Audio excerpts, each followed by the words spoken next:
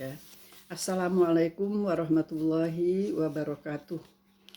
Alhamdulillah wa syukurillah sampai dengan saat ini kita diberi oleh Allah rahmat kesehatan sehingga bisa berjumpa meskipun tidak di dalam bentuk yang ideal, yang kita bisa bertatap muka secara langsung, namun karena keadaan yang memaksa kita untuk mengadakan pertemuan dengan bermedia seperti sekarang ini.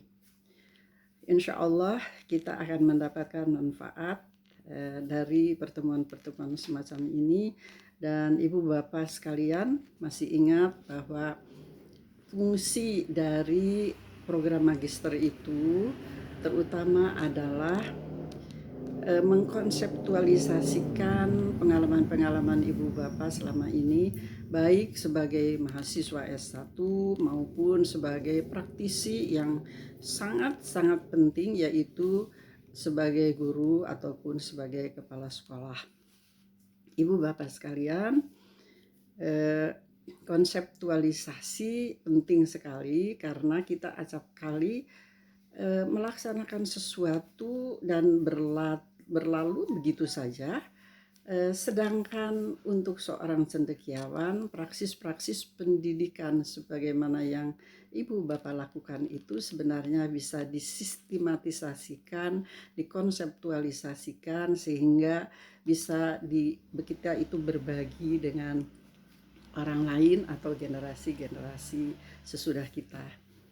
Nah, di pihak lain, seorang praktisi juga memerlukan teori-teori atau konsep-konsep yang telah dikembangkan oleh orang-orang yang terdahulu kita, oleh para ahli yang telah bersusah payah mengadakan penelitian-penelitian, kajian-kajian, sehingga menghasilkan rumusan-rumusan yang dibagi kepada kita semuanya, kepada khalayak pendidikan pada khususnya dan kepada masyarakat pada umumnya. Kurikulum sebagaimana kita ketahui disusun dengan memperhatikan bagaimana arah kemauan politik dari pemerintah yang sedang diberi amanat untuk mengatur negeri ini. Di negeri manapun, apakah itu di negara-negara barat ataupun di negara-negara timur, di negara-negara maju maupun di negara-negara yang masih berkembang. Keadaan politik misalkan sangat kita rasakan. Tujuan pendidikan pada masa kolonial berbeda dengan dalam masa kemerdekaan. Seperti sudah kita bahas dalam perkuliahan-perkuliahan terdahulu, dalam landasan pendidikan misalnya, saya pernah memberikan ilustrasi bagaimana kemauan politik itu bukan saja mempengaruhi tata cara kehidupan antar warganya, tetapi juga sampai tercermin di dalam sistem pendidikan yang sangat dibagi-bagi atau diklasterisasi sesuai dengan kedudukannya dalam pandangan para politisi pada waktu itu. Jadi sebagai ulangan, barangkali ada baiknya saya uraikan kembali, misalnya pada waktu zaman kolonial, ada sekolah-sekolah yang khusus bagi orang-orang Belanda dan orang kulit putih serta orang Eropa lainnya yang bahasa pengantarnya sepenuhnya berbahasa Belanda. Itu dinamakan Europese Lager School misalkan untuk sekolah dasarnya. Kita sudah membahas itu. Nah, mengingatkan kembali untuk orang-orang Indonesia yang mempunyai kedudukan relatif tinggi dibandingkan dengan saudara-saudaranya yang lain, ada yang namanya HIS, yaitu Hollands Inland School, yang berbahasa pengantarnya campur antara bahasa Belanda dengan bahasa Melayu. Lalu ada sekolah yang bahasa pengantarnya adalah bahasa Melayu dan bahasa ibu, jadi bahasa daerah di dalam hal itu. Nah, ini juga lamanya sekolah, ada yang 5 tahun, ada yang 6 tahun, ada yang 7 tahun. Itu baru sekolah dasarnya saja. Nah, untuk masyarakat bawah sekali ya, yang dipandang paling bawah oleh pemerintah Belanda, dibuka sekolah yang hanya berdurasi 3 tahun. Itu disebut sekolah Ongkoloro, angka 2. Artinya kelasnya juga hanya 2, pagi untuk kelas 1, agak siang sedikit, paruh kedua dari pagi itu untuk kelas 2, dan jam 7 sampai jam 12 untuk kelas 3. Sudah dianggap cukup waktu itu. Tetapi setelah kemerdekaan kita mengalami suatu reformasi cara berpikir di mana seluruh anak negeri ini harus cerdas. Jadi mencerdaskan kehidupan bangsa ini merupakan satu tujuan di alam kemerdekaan. Nah, Ibu Bapak masih ingat dalam perkuliahan yang terdahulu, tolong disimak kembali hal-hal seperti itu. Jadi politik dan kemauan politik itu dituangkan di dalam berbagai peraturan perundangan, dan yang paling mendasar tentu saja tercermin pada Undang-Undang Dasar 1945. Dan meskipun sudah 4 kali mengalami perubahan, mengalami perubahan penyempurnaan atau penyesuaian, tetap di dalam pendidikan itu tidak terlalu banyak berubah. Ibu Bapak sekalian, juga di dalam sistem pemerintahan kita mengalami perubahan-perubahan mulai dari Republik Kesatuan, kemudian Republik Indonesia Serikat, dan kembali lagi tahun 1959 menjadi negara kesatuan. Nah, dengan sendirinya kurikulum sebagai salah satu wahana untuk mencerdaskan kehidupan bangsa mengalami perubahan-perubahan. Nah, di samping kemauan politik berdasarkan peraturan perundangan, lalu sistem pemerintahan, kita juga mengalami perkembangan di dalam sistem pemerintahan, yaitu mulai ketika Presiden Gus Dur membuat suatu aturan mengenai undang-undang tentang pemerintahan daerah, di mana sekolah dasar itu berada di bawah yurisdiksi atau di bawah koordinasi pemerintah daerah. Seperti itu. Nah, kita mengetahui bahwa pemerintah daerah di dalam hal ini ada kabupaten dan ada provinsi.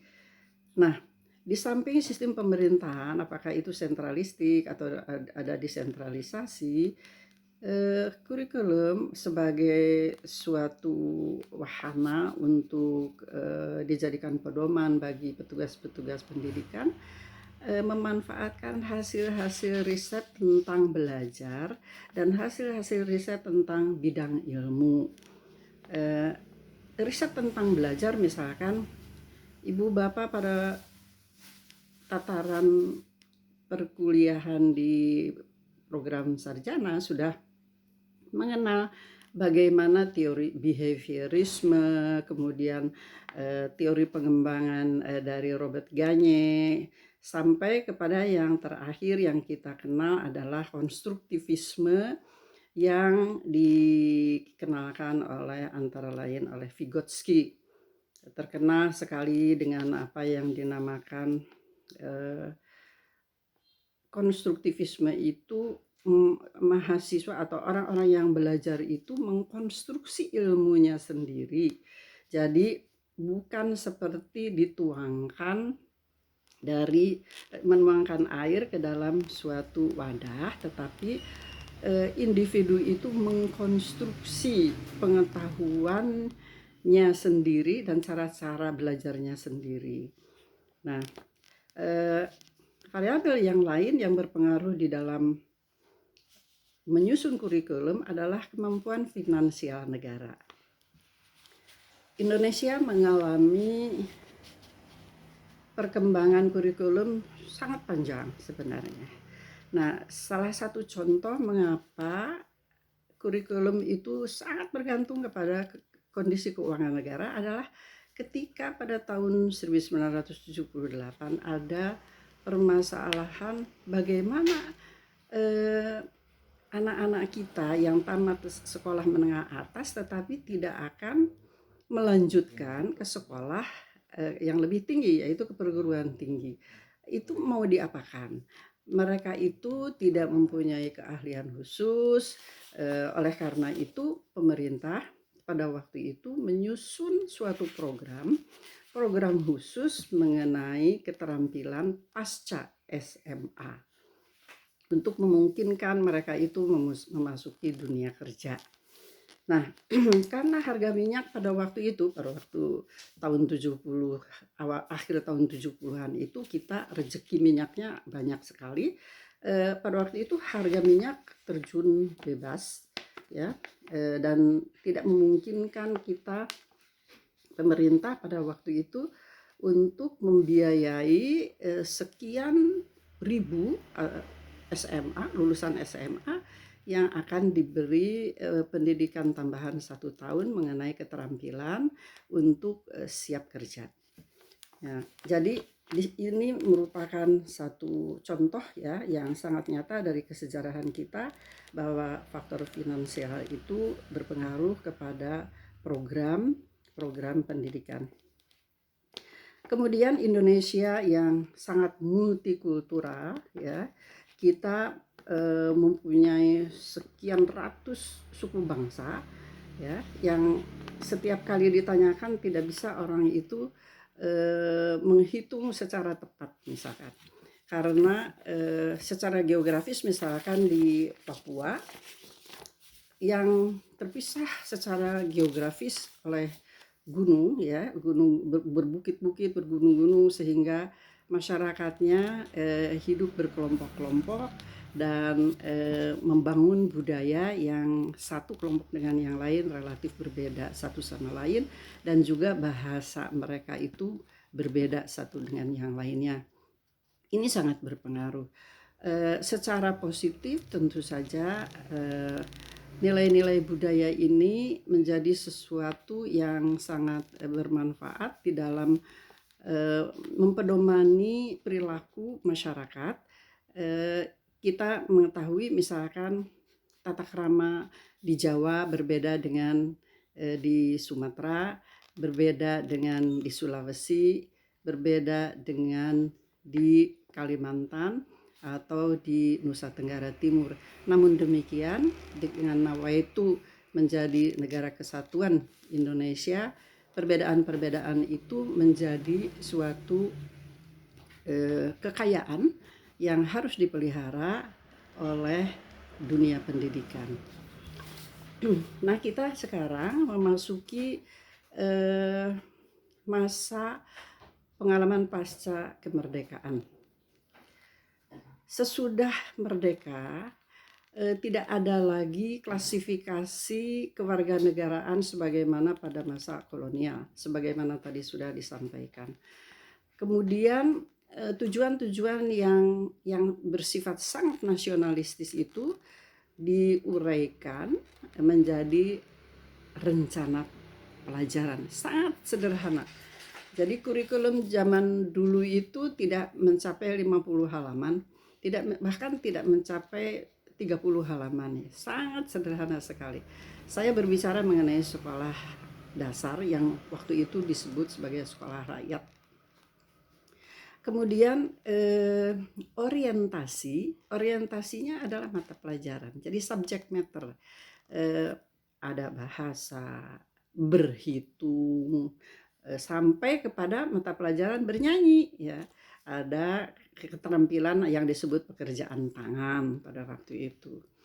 Kemudian dalam kesejarahan kita juga terus-menerus ketika Departemen Pendidikan dan Kebudayaan yang sekarang menjadi Kementerian Pendidikan dan Kebudayaan, maka mata pelajaran itu dianggap terlalu banyak begitu. Apa yang kira-kira harus sama antara sekolah yang satu dengan sekolah yang lain, antara sekolah yang sama di provinsi yang satu dengan di provinsi yang lain, apanya yang harus sama gitu. Jadi pada waktu itu di pusat kurikulum Departemen Pendidikan, khususnya di Badan Penelitian dan Pengembangan, ada gerakan atau program untuk mengidentifikasi dari mata pelajaran itu apa sih topik intinya.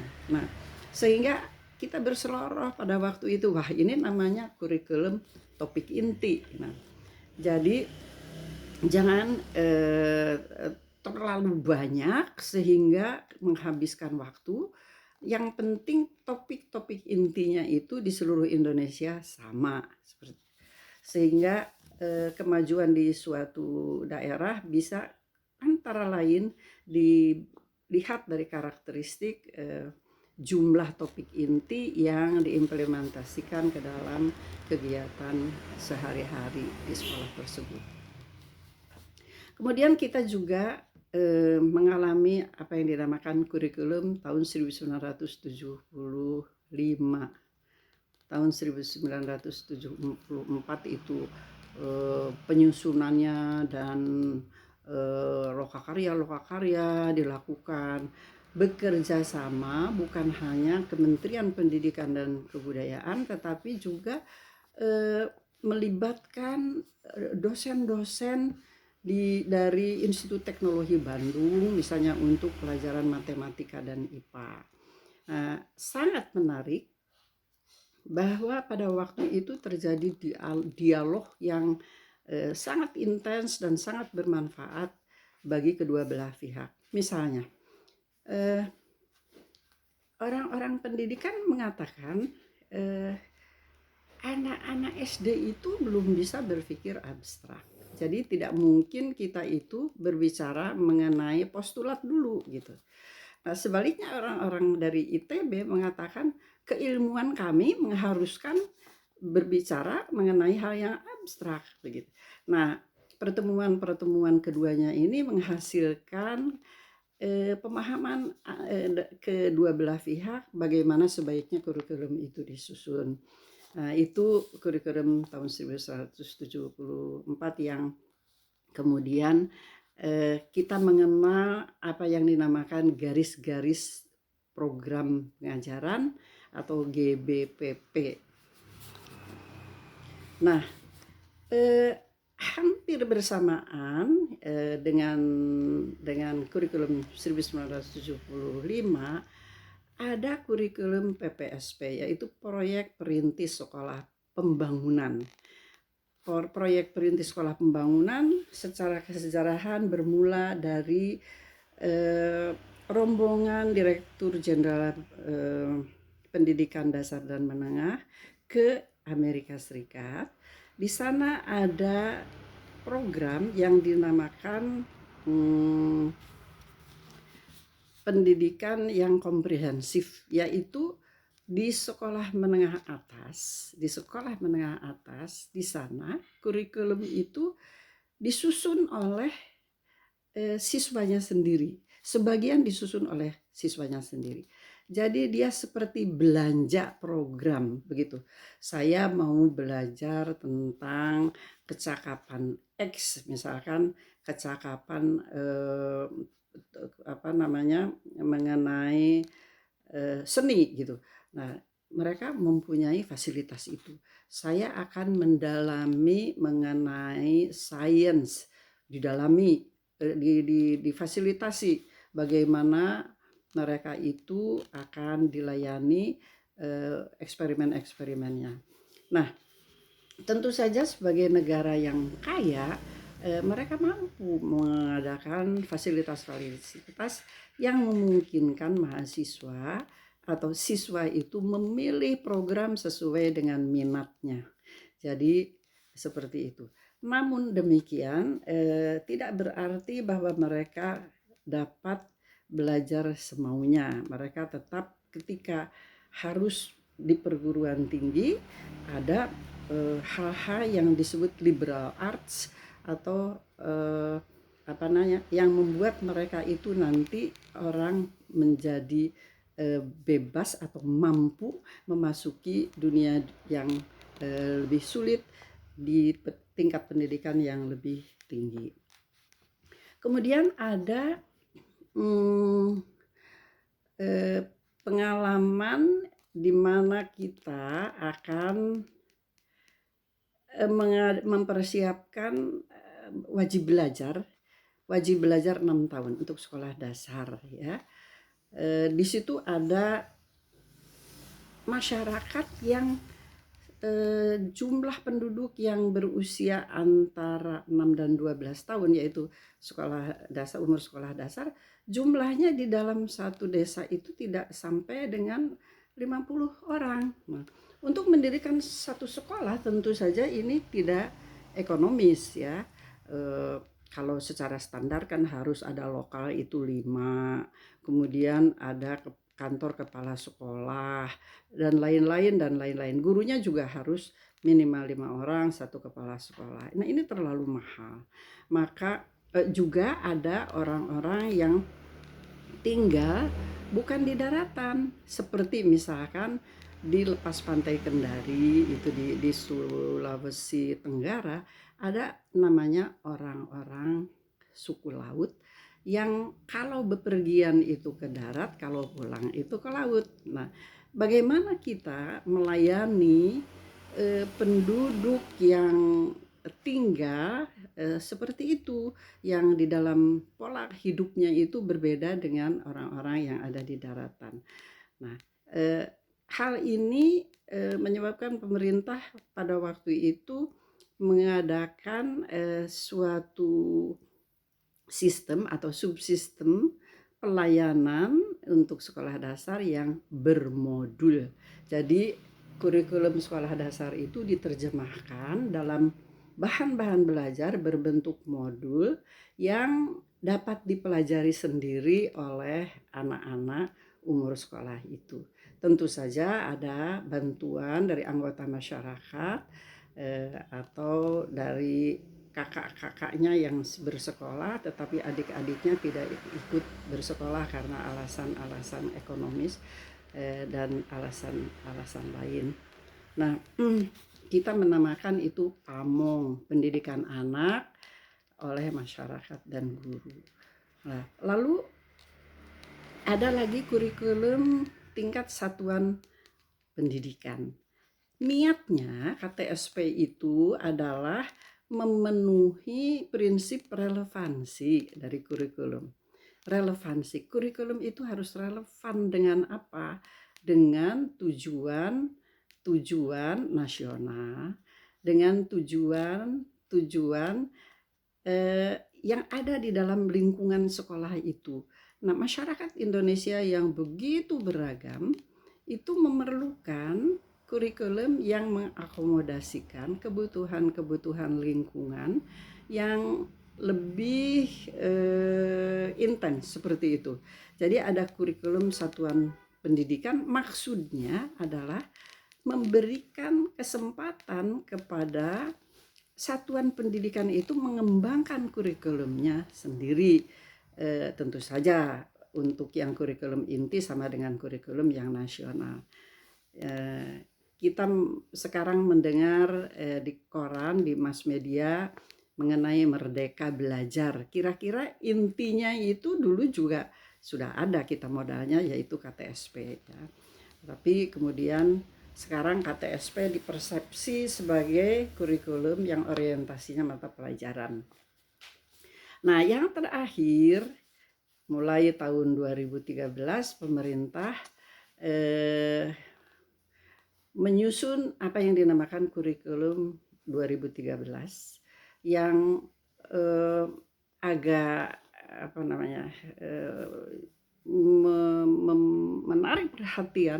menarik banyak sekali perhatian karena betul-betul pendekatannya itu berbeda. Jadi ketika undang-undang mengenai sistem pendidikan itu kita menyebutkan kurikulum berbasis kompetensi.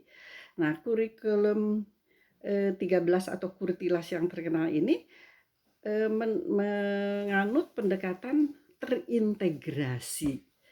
Ibu bapak sekalian, sebagai kepala sekolah maupun sebagai guru yang sekarang sedang mengikuti kuliah di program Pascasarjana UHAMKA, banyak sekali menceritakan kepada saya bagaimana Kurtilas dilaksanakan di sekolah masing-masing. Ada yang sudah mengikuti penataran sampai 5 kali, tetapi ada juga yang belum pernah mengikuti pelatihan sama sekali misalkan. Bagaimana keuntungan-keuntungannya, bagaimana hal-hal yang masih merupakan masalah yang sangat serius misalkan. Itu mengenai Kurtilas kita akan bahas lebih lanjut. Nah, berikutnya adalah kita sebagai mahasiswa pasca sarjana, tadi saya mengatakan bahwa di pasca sarjana itu bukan kita memperbaiki praksis saja, tetapi mengkonseptualisasikan pengalaman-pengalaman. Ibu-ibu dan bapak sebetulnya pengalamannya sangat-sangat luas dan sangat banyak begitu ya, sehingga konseptualisasi itu penting. Coba kita bayangkan sekarang ya, ketika Kurtilas, kurikulum tahun 2013 yang menganut pendekatan terintegrasi, kita bertanya, apakah ini perubahan kurikulum atau perbaikan kurikulum? Agak beda loh, perubahan kurikulum itu lebih mendasar, sedangkan perbaikan kurikulum itu adalah ada pada dimensi-dimensi atau aspek-aspek yang diperbaiki. Jika perubahan, misalkan ini perubahannya besar begitu, maka konsekuensinya ada pada pertama, reformulasi tujuan umumnya. Yang kedua, sarana dan prasarana dalam arti kata luas. Nah, ibu bapak sekalian melihat misalkan bahwa anak-anak SD sekarang harus melek pengetahuan digital, keterampilan digital, dan harus ada perangkat-perangkatnya itu di sekolah maupun di rumah mereka. Yang ketiga adalah personalia. Apakah itu guru, tenaga administrasi, kepala sekolah, sampai pengawas ya. Jadi semuanya itu harus berubah ya orientasinya dari yang tadinya KTSP menjadi Kurtilas, menjadi terintegrasi.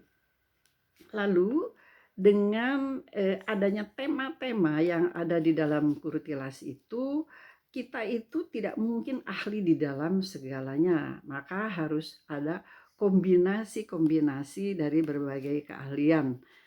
Nah, sebagai konsekuensinya tentu saja harus ada pelatihan-pelatihan. Masalahnya di sini akan timbul kalau guru-gurunya mendapat pelatihan tetapi kepala sekolahnya tidak mendapat pelatihan, apa yang akan terjadi di sekolah? Nah, yang terakhir ibu bapak sekalian, di dalam pertemuan kita kali ini tentu saja karena ada perubahan di dalam kebijakan, perubahan di dalam desain kurikulumnya, maka kita juga harus mengubah kebiasaan-kebiasaan lama dari yang berorientasi subject matter atau mata pelajaran menjadi sesuatu yang sifatnya lebih holistik.